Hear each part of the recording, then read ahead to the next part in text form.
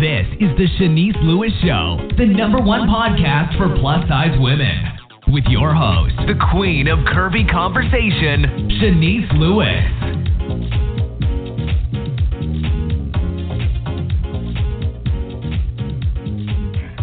Welcome to the show. I'm your host, Shanice Lewis.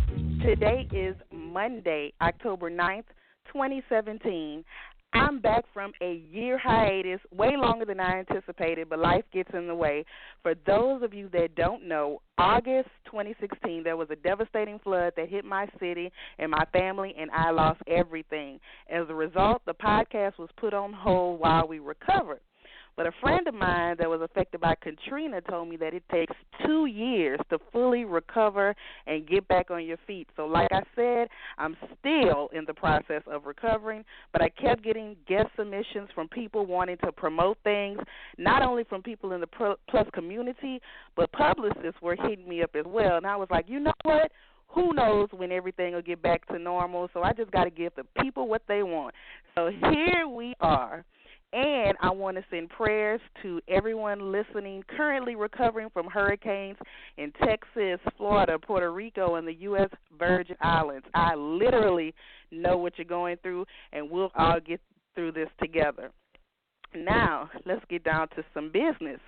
The Shanice Lewis Show is an official sponsor of the I Got Curve Appeal Beauty, Fashion, and Wellness Convention, sponsored by Project Curve Appeal, happening this weekend, October 13th through the 15th in Atlanta, Georgia. The event is a 3-day empowerment weekend for plus-size women which includes workshops, a fashion show, the Curvy Girl Slade magazine launch, and a Curvy Icon Award dinner honoring today's guest, Gwen Devoe. For tickets and more information, visit projectcurveappeal.com. Now, today we have a very special guest. Gwen Devoe is a former freelance plus model turned fashion event producer who devotes her time to mentoring and developing young women interested in the plus-size modeling and entrepreneurship. In addition, in an effort to ensure that plus-size fashion brands and its aficionados receive equal airtime and tasteful recognition in the fashion industry, Gwen has been instrumental in creating a number of platforms for the plus-size community. In addition, Gwen is also the creator and executive producer of Full Figured Fashion Week, an annual presentation of the fashion industry's finest plus models, designers, retailers, boutiques, and businesses with products that services for the plus community. The event, hailed as one of the industry's most legitimate gateway for plus fashion and a must-attend for anyone involved in the industry, has received both local and international press coverage ranging from the front page of the New York Times to Forbes.com to the New Yorker and everything in between. Production has already begun for the event's 10-year celebration in 2018. Let's welcome Gwen to the show. Hi, Gwen. Hi, Shanice. How are you? I'm good. I'm so excited to have you on the show. Thank you for being my first guest as I come back. Oh, I love that. You know, we love a comeback over here. We love it. Welcome back, Shanice. I'm sure everyone has missed you during your 1-year hiatus. Well, thank you. Thank you for saying that. Now, how excited were you when you heard you were receiving the 2017 Curvy Icon Award? I was very excited. You know, if you know anything about my background, I have received several awards from the plus community, and I am grateful for everyone because, as you know, it is sometimes hard to remain relevant in any industry. And so anytime I am honored at an event or I receive an award from the plus community, I am always grateful and humbled by it because, you know, it just lets me know that the work that I'm doing is still being recognized. So I'm grateful. And I have a special message for you from the Project Curve Appeal's leaders, Bev, Yolanda, and Shanta. They told me they wanted to tell you we are so honored to honor you and appreciative for your kindness towards us and the advice you have given us. Our event will be small, but our hearts are big. Thank you in advance for gracing us with your presence. Oh, how nice is that? Oh my God! See, it's things like that, comments like that, that really, really, I do a lot of stuff. I mean, I know that we all have our little social media followers or whatever, but like you, Shanice, I can't put everything that I do on social media, else we'd be on there all day.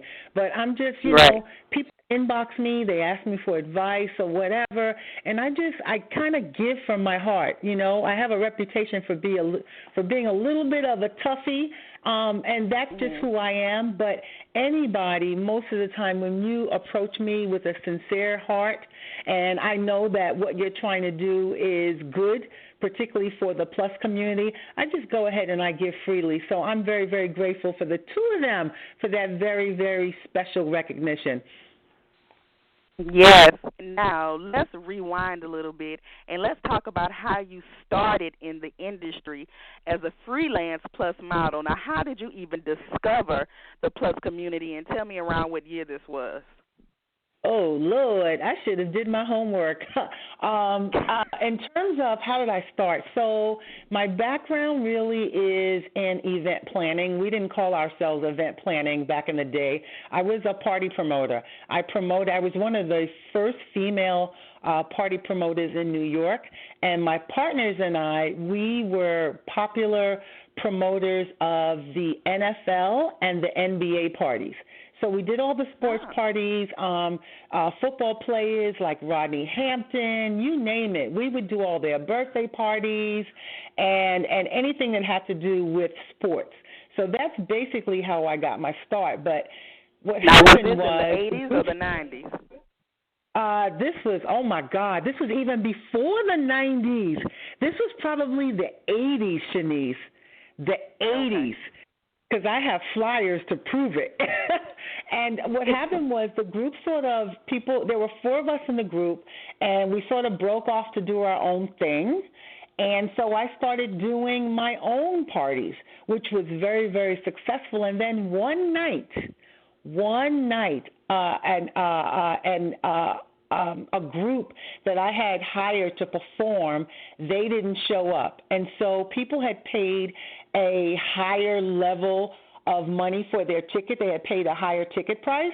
And so I literally had to pull girlfriends of mine from the audience or the group of partygoers that attended the party and ask them to do an impromptu fashion show. And that's literally how I started doing fashion shows. Just like that. Oh, wow. Yep. So when did you decide you wanted to transition from just, parties to full-blown fashion shows? Well, the thing is that the transition was actually a little bit different. I kept doing the party thing, and then I would add the fashion shows to my parties because people seemed to enjoy it. But where I really got my start was the other male promoters in the city. They started to hire me, sort of like an act, if you will, to do fashion shows at their parties.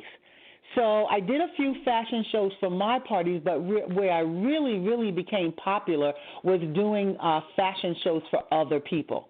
And after doing that for a number of years, there were very few promoters that actually wanted to pay me and the models to do these shows. And so I started thinking, oh, my God, if I can do this for them and not get paid, what if I just upped my game and did the fashion shows and incorporated the fashion shows into my own event, but on a larger scale? And that's exactly what I did. I stopped doing fashion shows for the male promoters because they were paying me very, very, very little. And every year or so I wanted to increase my rate so that I can give the girls sort of like a raise, if you will, and they didn't want to do that. It was too, they were like, oh, Diva, you're going really deep in our pockets. That was my nickname back then. Oh, it's too much. So I just left them alone, and I started doing my own events. and my own runway shows. That's how I started. And some people listening might not know that before Full Figure Fashion Week came about, you already had several successful events under your belt. Oh, yeah, lots of events. Like I said, me producing Full Figure Fashion Week, I call Full Figure Fashion Week my big break. But one of the reasons why I was so successful at it was because I was already doing or producing events and fashion shows on a smaller scale. I just happened to step out there on faith and try to make this Full Figure Fashion Week a huge platform. Luckily for me, I already had a name, a small name in the industry, but when it came to someone putting on a fashion week for plus sizes, I already had a name in the industry, so it wasn't like out of the blue, out of the ordinary for me. And it was occasionally said, if anybody could do it, Gwen can do it. So thank God. Now, when you first set out to do Full Figure Fashion Week, did the initial concept and vision you had change and evolve as the years went by? I think the concept remained the same. The only thing that changed was I honestly did not really think that Full Figure Fashion Week was going to take off as soon as it did. I didn't have a plan for the future. I just went to the regular New York Fashion Week and was sort of dismayed and disappointed that, number one, there were no plus-size models. I had never been to New York Fashion Week. So in my mind, because I had already been in the plus industry for so long and because I never went to New York Fashion Week, I didn't know that, we weren't invited to the party. I didn't know that. Mm-hmm. So when I got there and I'm like, okay, there are no plus-size models, but certainly I can buy some of the clothes. And when I found out I couldn't purchase any of the clothes, not because I couldn't afford it, simply because they didn't come in my size, I found that to be unbusinesslike and sort of ridiculous. So it was just me, like you just said. That's why I giggled when I heard your intro. It was me giving the people what they want, because I figured this is kind of ridiculous. Plus-size women, the plus-size industry itself is a billion-dollar industry. We spend so much money on beauty and fashion. Why are we being excluded? So I kind of thought it might be a one-shot deal, or maybe 2 years, 3 years. I was terribly wrong. Now, it's interesting to hear you say that, because I interviewed you years ago before the very first one. And I remember you saying, I know this is going to be a success, and I know. So inside you were nervous, but you just faked it until you made it, right? That's right. And you can always know that, you're going to be successful if you're confident in what you do. I didn't think it was going to be a flop, but I just, at that point, right now I'm a smarter business woman than I was back then, and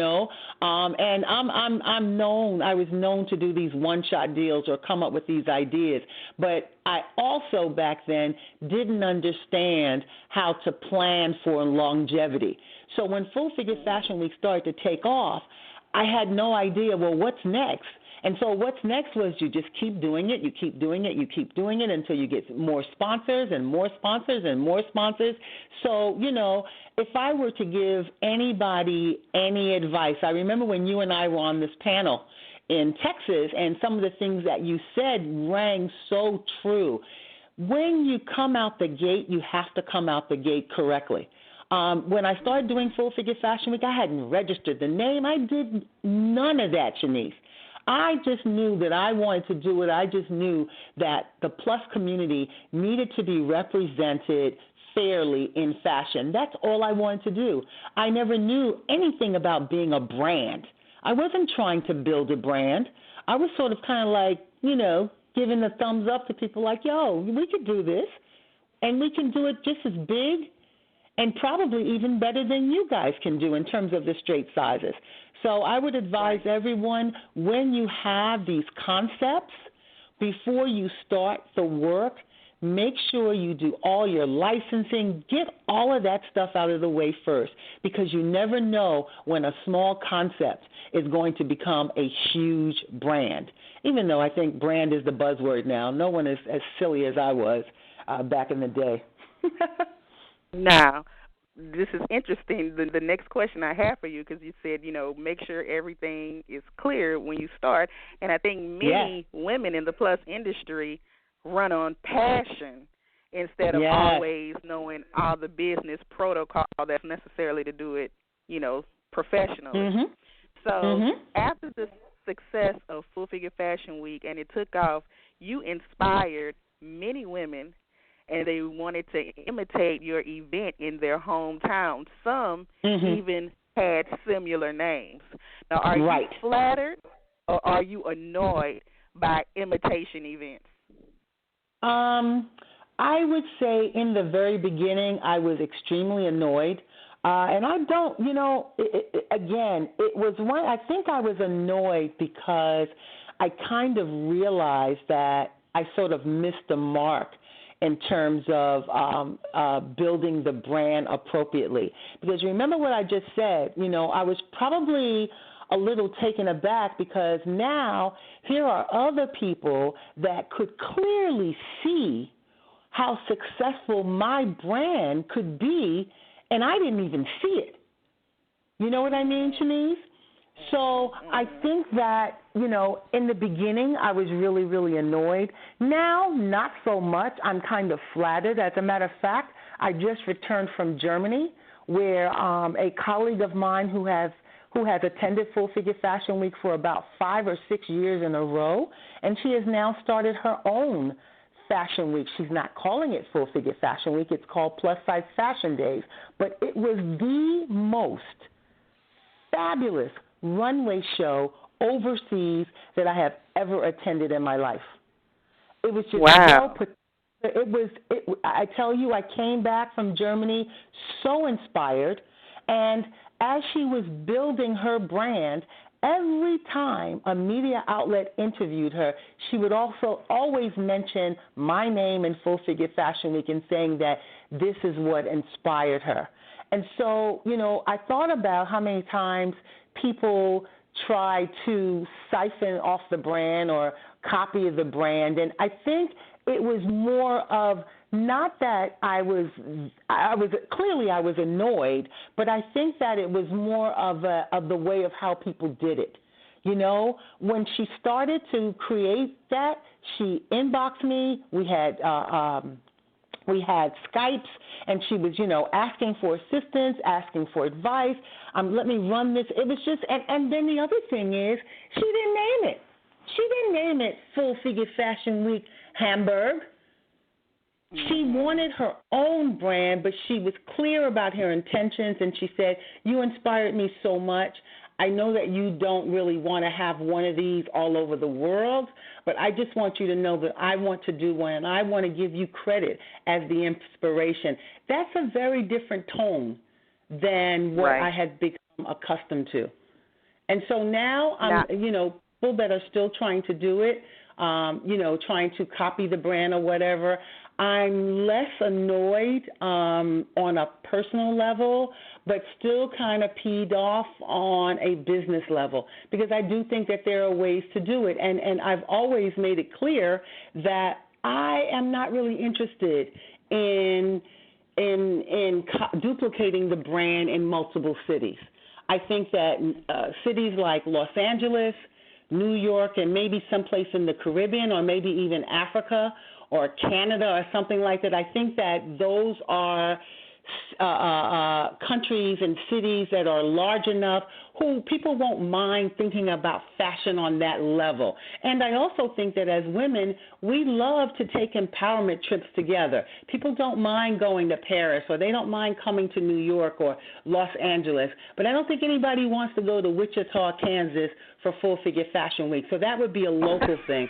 I don't want Full Figure Fashion Week. That was a little shade. You know what I mean? I don't want it to be a local event. I want it to be a national brand. And I want it to be something that is not that easily accessible to you. I want you to see it as a sort of like a retreat, if you will. When people come to New York, they have a great time here. It's terribly expensive. So the fact that we get these hundreds of women that come here every year, that means they like it. And I don't know if it would still have as great an impact if it was in smaller cities. So I think I probably just went off what you asked me, but I hope I answered that. That's good. I'm enjoying it. So one of the things you mentioned is that this lady whose fashion show you just attended, she always said, you inspired her and, she supported you and got inspiration for you. Do you think in general in the plus-size community we don't really acknowledge and celebrate those who have come before us and paved the way and inspired us? I definitely think we are deficient in that area. I mean, a lot of, particularly a lot of the women that I am involved with, we pat each other on the back as much as possible. We try to support each other. We can't support everybody all the time, but I think that most of the women that, are not just in my immediate circle, but those that I network with, they have the same type of mindset. We'll laugh and say, like Tanya, the woman in Germany. I already told her, I said, I'm coming back with so many tricks for New York Fashion Week, for Full Figure Fashion Week, and I have been inspired by your event. So, it's not a matter of copying. We are all inspired by something or somebody. But I do believe that it is in good taste, extremely good taste, when you make mention of the person or the thing that you were inspired by and not trying to embrace that concept as your own. It's just, I don't know. I don't know if it's Southern hospitality. You're Southern, Shanice. You tell me. I mean, it's just, isn't that how you were raised, kind of, sort of? Well, yeah, you're supposed to give homage to those who come before you, and, you're supposed to try and work with each other instead of knock each other down. Sometimes people just try and knock you down, too. Exactly. Yeah. So, Full Figure Fashion Week is coming up on 10 years. A 10-year celebration is in production phases. Now, is it too soon to ask about some of the exciting things you have in store this year? It's a little too soon, but I can tell you all of our guests will be members of Team No Sleep, because I am going to attempt to do several things that I have not done before. We are in the process of engaging a new PR company, and they're full service. So they are going to be advising us on everything. I think that in order to keep Full Figure Fashion Week relevant, during our 10th year celebration, we need to revamp it. I'm all about keeping the event fresh, and that means new topics for discussion, new models, new designers, and not saying that we're not going to keep some of the old favorites. We're going to try to bring back, one of the things we're going to try to do is bring back all the faces of Full Figure Fashion Week and use them in some manner, bring back all of our honorees. We are going big, Shanice. I mean big. So, I am currently looking for the right venue. I wasn't that pleased with the venue this year, because this is the first time in the last 8 years that we have used a new venue. And I'm just, we're at the place now where we're so big that we have outgrown a lot of the standard venues in New York City, but we're not quite big enough for Madison Square Garden. So I am trying to get out there and find trendy venues so that our guests can be comfortable. I'm all about comfort in the plus-size community when I'm doing something. I don't want to be cramped. The event is in the summer. I need it to be cool.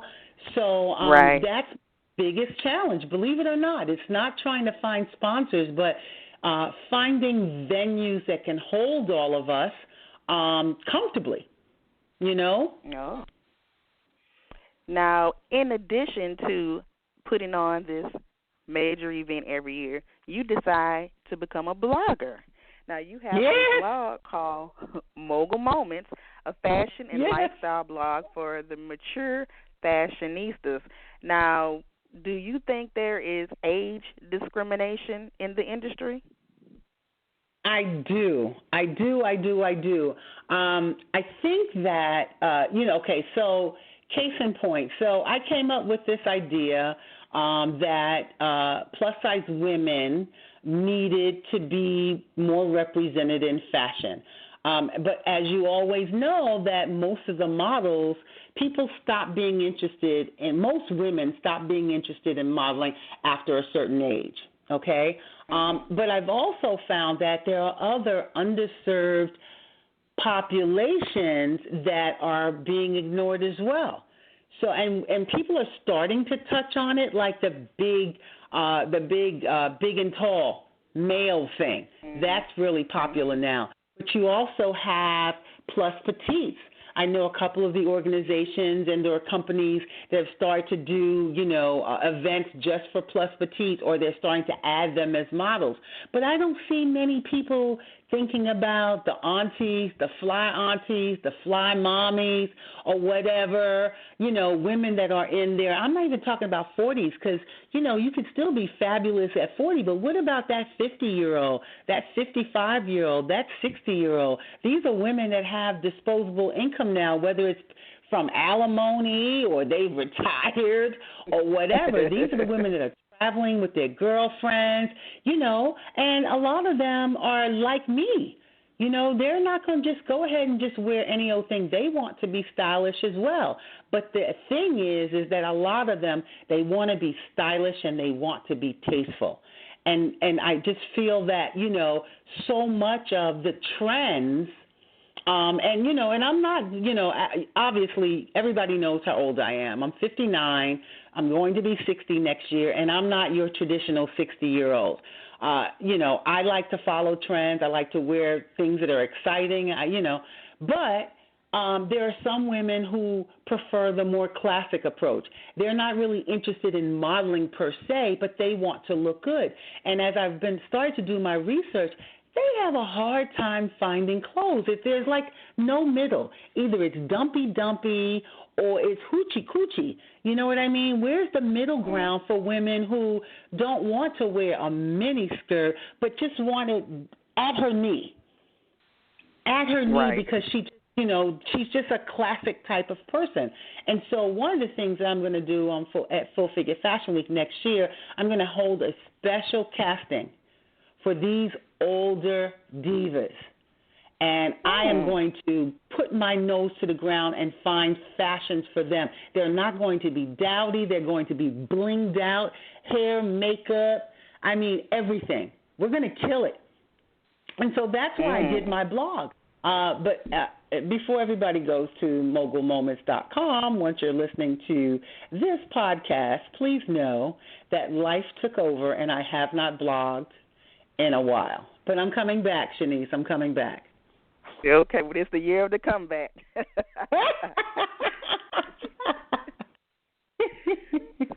So, just like we talked about age discrimination, lack of diversity is just an ongoing conversation in the plus community. We could go talk about lack of diversity with size, lack of diversity with races. So let's break down both of them. So with lack of diversity in sizes. Now, what size models this Full Figure Fashion Week use? Do you try and stay within the industry standards, or you try to expand it a little bit? When we first started Full Figure Fashion Week, it was very important for me to come out the gate staying within the industry standards. But then once I got my following and my sponsors and people felt comfortable with the event and knew that it was a well-run event, then we start to play around with the sizes. And then, we have digressed at some point from some of the larger sizes, not because we didn't want to show them, but because the designers that we had booked didn't have those sizes. So what we try to do is when we are producing the show, after we've selected the sizes or the designers, we make sure there is no designer who's all showing sizes 14, no designer that shows all 12. We tell them you need this amount of these sizes, this amount of these sizes, and this amount of these sizes to be in the showcase. So that has worked really, really well for us. And so I think that we've gone up to probably maybe a 24, 26. I would have to check in with Sharon, but that's what I want to say kind of off the record because I really don't know. Do you feel that no matter what size models you use, is always somebody that's going to complain? Yes, I do. Yes, I do. Yes, I do. It is what it is. It's our nature to complain. And I think what's happening now is there is a lot of discussion and sometimes angry discussion between the body positivity people and the fashion people. I think that my personal opinion is that the two are separate. It's like, remember when the pageant people used to have a thing or used to have heated discussions with the fashion people? Oh, pageantry is different from modeling. So I think that whole thing now is repeating itself with the body positivity groups and the fashion groups.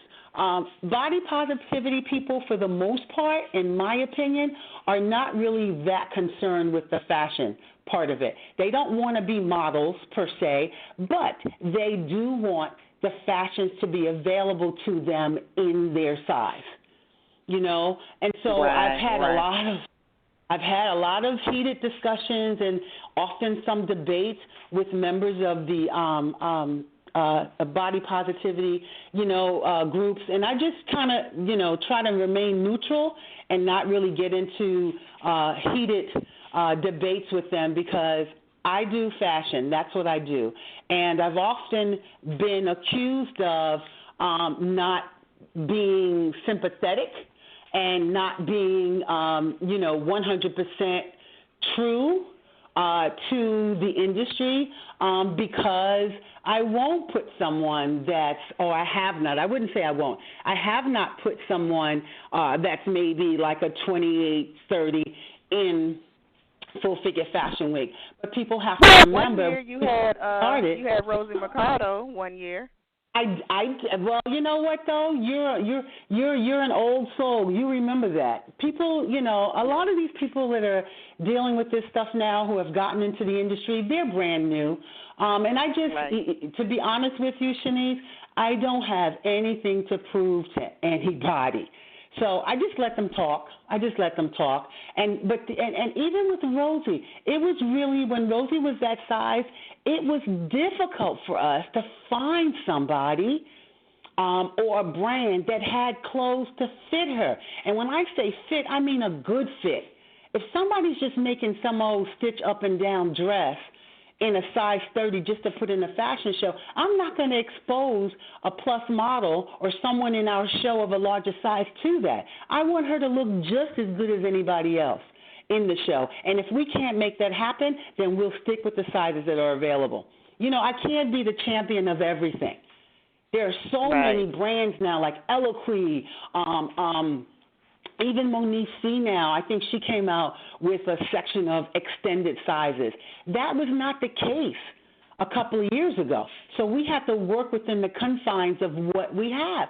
And we have to be really, really careful because we were trying to closely emulate New York Fashion Week. I could not come out the gate, or I did not feel comfortable coming out the gate with sizes 30 and 32 or 28 right then and there. Number one, because the clothes were not available. And number two, we couldn't really find any models back then that size. Right. There were a lot Right. of beautiful, gorgeous women that were wearing their clothes really well, but most of them were dressing like that because they had custom people to make their clothes. It's a lot easier now, so we don't have so many of the ramifications that we used to have. But, yeah, it's a heated debate all the time. Yeah. And then another debate in the industry is about the lack of diversity when it comes to African Americans. Now, I even had a guest come on this show last year or maybe the year before and said that the plus-size community was racist. Now, how do you feel as Full Figure Fashion Week has gotten a lot of support? Do you feel that sometimes your race has hindered you from maybe doing something to the next step or having the opportunity? And I don't even know if I'm phrasing that right. But do you feel like maybe if you were another race, you would have an easier time maybe? I think, no, I think I would have an easier time if I wasn't who I was. Like I said, to go back to my earlier comment, I kind of have a reputation for being tough. And I think that early on in the game, I probably made some not so great choices in some of the then influencers in the industry because I wanted to do it on my own.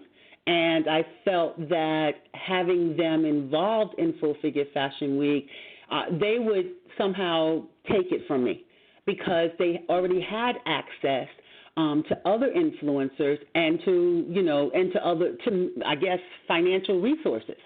And so I wanted to prove not just to them but to myself and to my followers that I can do it and I can do this on my own merit. So I don't really, I don't always play the race card all the time because I do know that I can be complex. I can be hard-headed. It's a Gwen Devoe thing. But in terms of diversity and things like that, I can tell you that Full Figure Fashion Week has been accused in the past of being an all-black event, which is not true. I'm an African-American woman, born and raised in the urban area, if you will.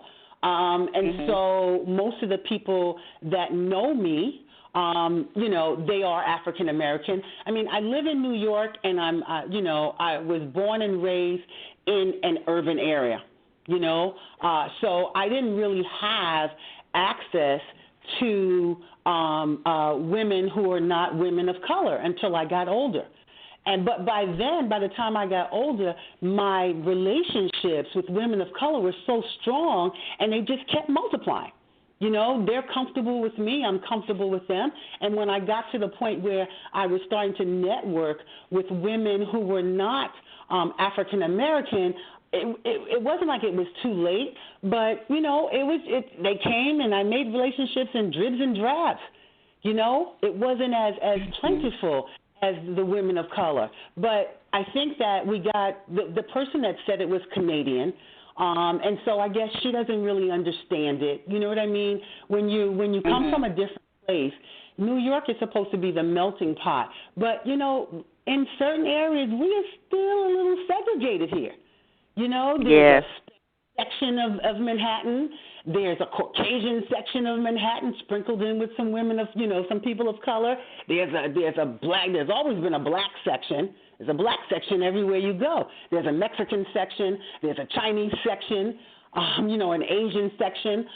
So it's where I come from. It's who I am. But we have always tried to, Sharon and I, when we cast for models, we always cast all types of women, all different sizes, to be even. And I think, let's just be honest. I remember during the days when we used to give out flyers for the casting and we didn't really have such a large social media presence. We would go out and we would give flyers, and I would give flyers, casting notices to Caucasian women, and they would give me the flyer back because they didn't identify themselves as plus size. What is this? oh, you know what I mean? So, I think that, they have not always been as empowered as they are now. So here's this woman of color rushing up to them in the street. Hey, you're a beautiful plus-size woman. I want you to come to my audition and model. Two things. Plus-size woman and model who, me? Whereas you give it to a woman of color who, even as a child when she was, round and curvy or whatever and just eating up a storm, and you know what her mother was saying? Keep eating, baby, keep eating and wash those dishes when you're done. We have always been empowered. We have always been empowered, and the size really wasn't an issue for us. Not all of us, but I don't think that that's true in the Caucasian community.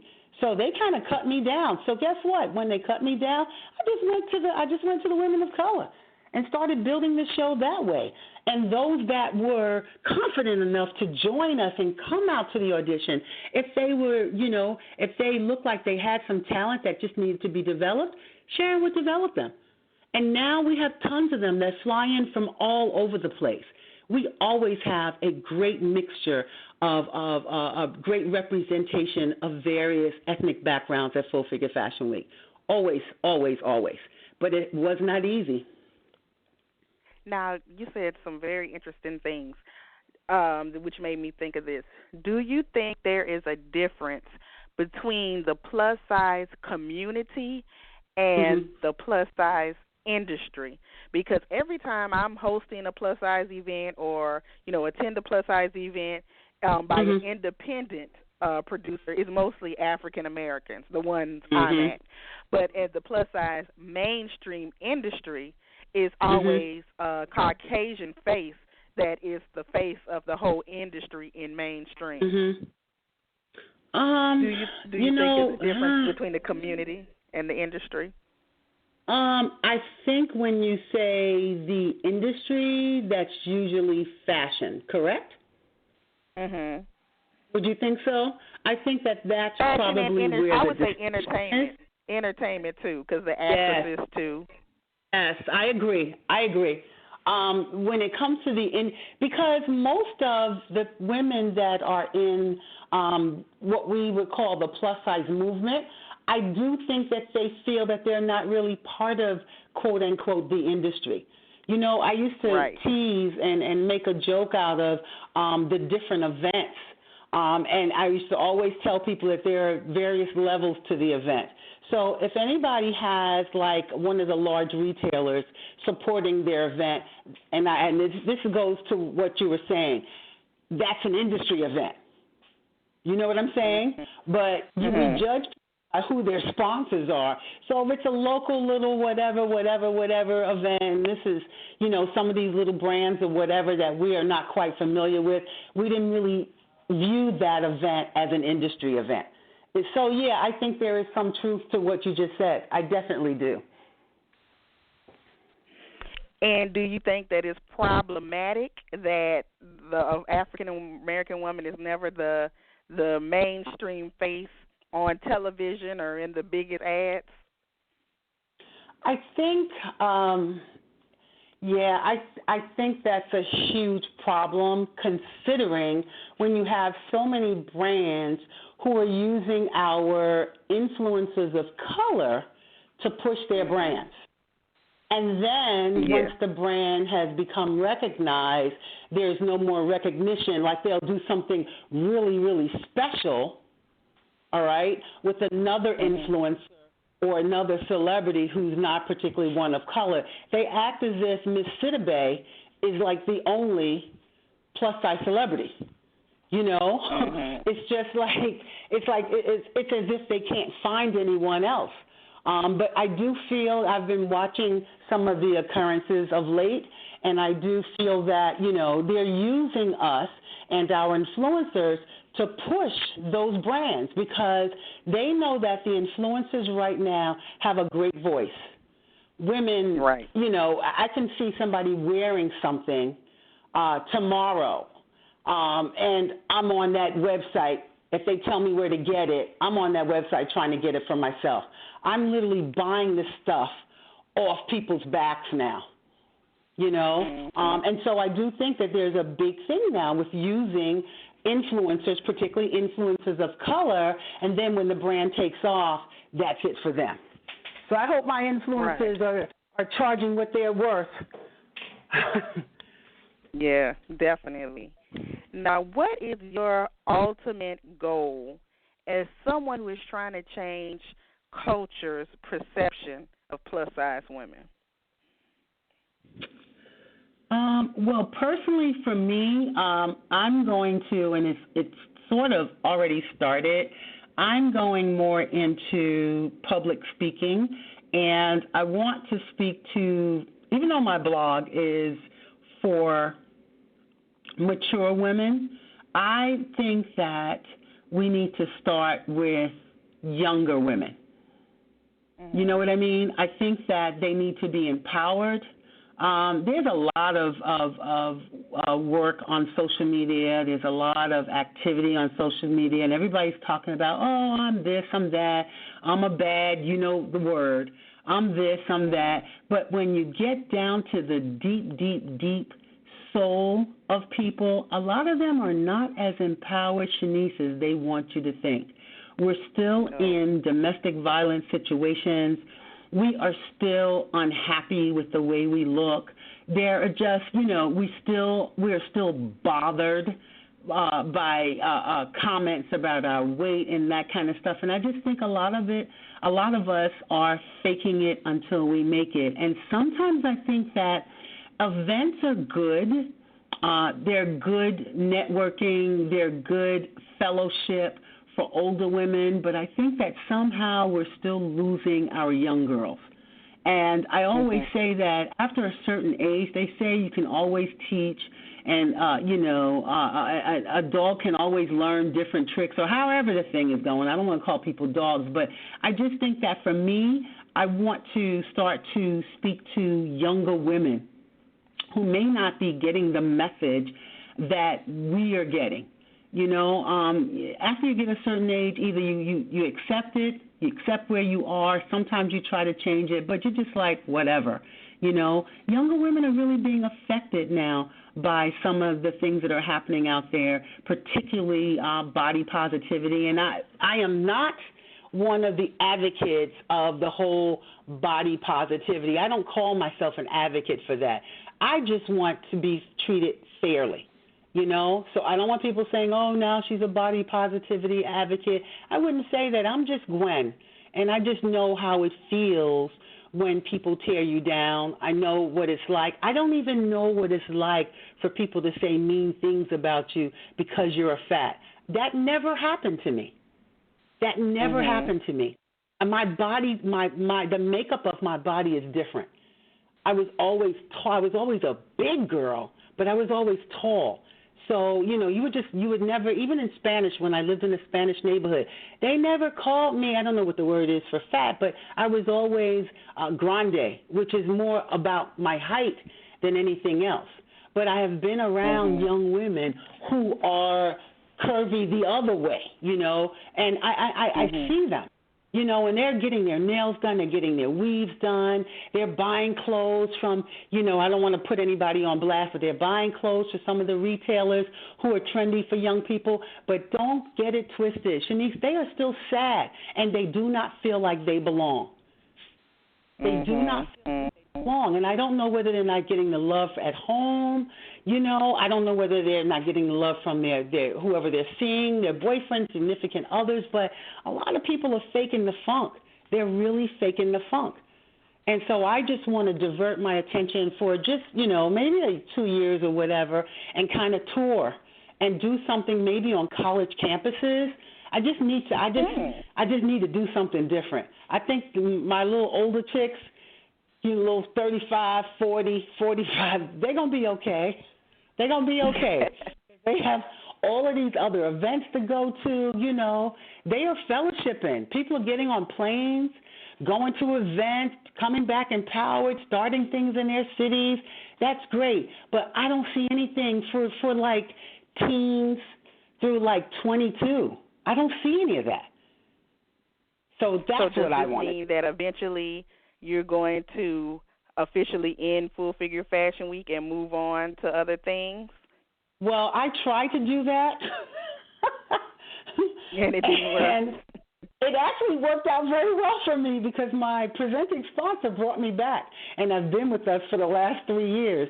I now think that instead of just leaving Full Figure Fashion Week and ending it or whatever, Full Figure Fashion Week can go on its own, with me just checking in or whatever. But I know to fully make this dream that I have to work with younger women a reality, I will not be able to devote a lot of time to Full Figure Fashion Week. So I just need to put the right team in place and be confident that they're going to keep that ball rolling.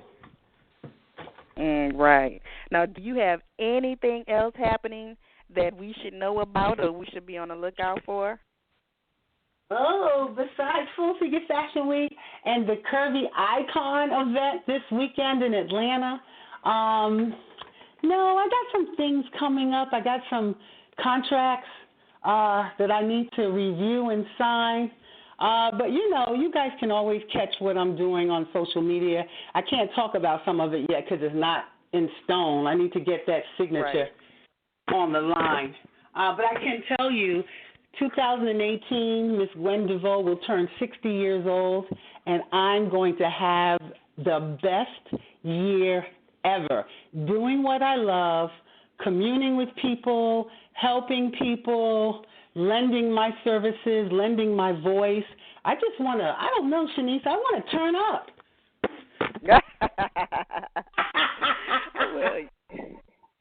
Well, you deserve it. You deserve it. Now, tell us all of your official websites so we can keep up with everything you got going on.